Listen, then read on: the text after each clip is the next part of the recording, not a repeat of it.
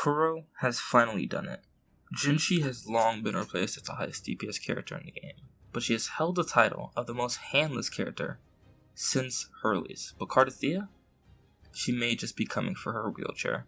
This is Cartethyia, and that's third release, but we'll talk about her later. Cartethyia will be an arrow sword user who takes advantage of arrow erosion to deal increased damage, but will also be our first HP scaling DPS, at least that I can remember.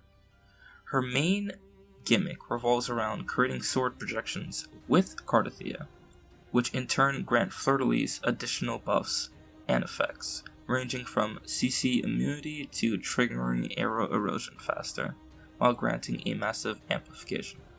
To get into specifics, Cartethyia doing different actions will grant different sword projections. To get the Spirit Sword, for example, Cartethyia will want to use her 4th basic attack. To get the Extraterrestrial Sword, I'm just going to be calling that ET from now on, because it is 4 AM, I'm going to mess that up. She will have to cast her heavy attack or her intro, and to get the Human Sword, she will cast her Resonance skill. Not Liberation, her skill. Pretty simple. To absorb these projections, you will then use your mid-air attack, which will cause the Forte to glow, indicating that all the swords have been absorbed. Lastly, all these attacks that create projections apply 2 stacks of arrow erosion to the enemy. And that was the most complicated part of her kit. Now let's get into the good part. Upon pressing the Resonance Liberation, Cartethyia will transform into Fleur-de-Lis, reducing her max HP by 50% and increasing her arrow damage bonus by 60%, while obtaining a buff called Manifest. This buff lasting for 12 seconds. Now, for the most part, Fleur-de-Lis' gameplay is literally holding down the left click button, but let's talk some of the enhancements and mechanics that she gains based on the swords.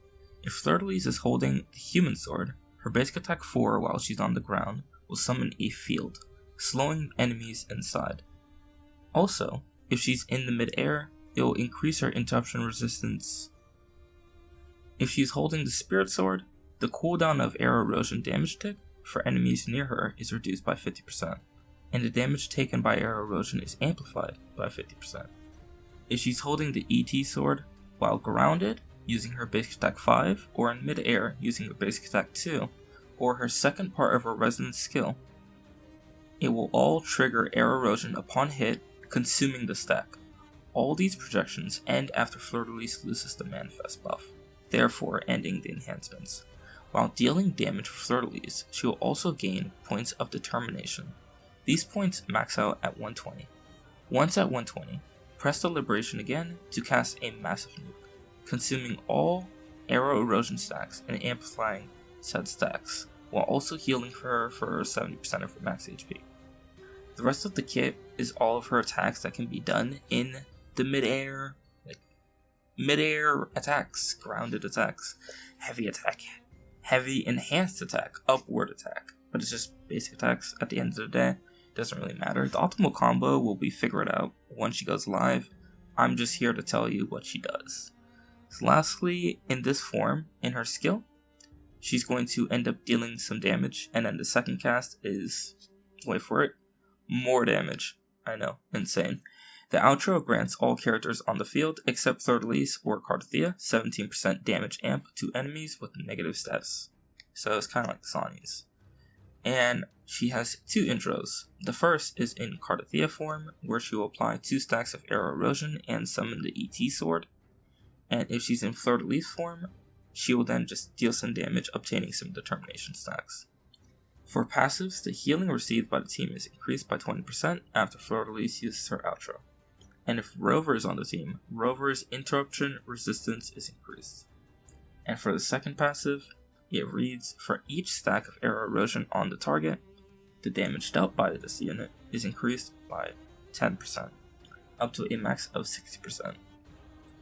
So, I guess we can somehow, someway go up to 6 stacks of arrow erosion. I wonder if there's going to be a 5-star character that ends up replacing Arrow Rover eventually. Who knows? She's clearly stacked in terms of damage and will likely remain the poster girl for DPS for quite some time, assuming all goes well in this beta and she doesn't get completely chopped. She is more flexible than Zani, considering that she can apply arrow erosion by herself, but it's mainly to single target and also in single waves, as she'd have to swap back to Cartethyia to continue applying waves in multi-target. For her weapon, it grants her a total 89% HP increase, while also amping her damage to targets with at least one stack of arrow erosion by 20%, and it ignores defense by 8% after performing intro or basic attacks. Now, from what I understand, her weapon actually says basics, but her damage doesn't count as arrow erosion. So, this means it's either intentional and they will keep it this way, or Kuro will have to change both the weapon and Cartethia's scalings, as none of her attacks actually say they deal arrow erosion damage, which means that Shakona isn't as required as some people would like to believe. Me included, but I haven't rolled her yet. No one has, so no loss, no damage done, right? My current opinion on her currently, while I show her sequences, is that she's a really good character. I'd say if you don't have 3 well-built teams that you want to sufficiently carry into the future, you should 100% consider grabbing at least 1 copy of Cartethyia. So currently Sano is being used as one of the replacements for Arrow Rover in the team, as Cartethyia uses a lot of basic attacks. So based on this, I would really assume that they swap it up and change it to arrow erosion unless they want Sanwa to continue being the best 4-star in the game. But who knows?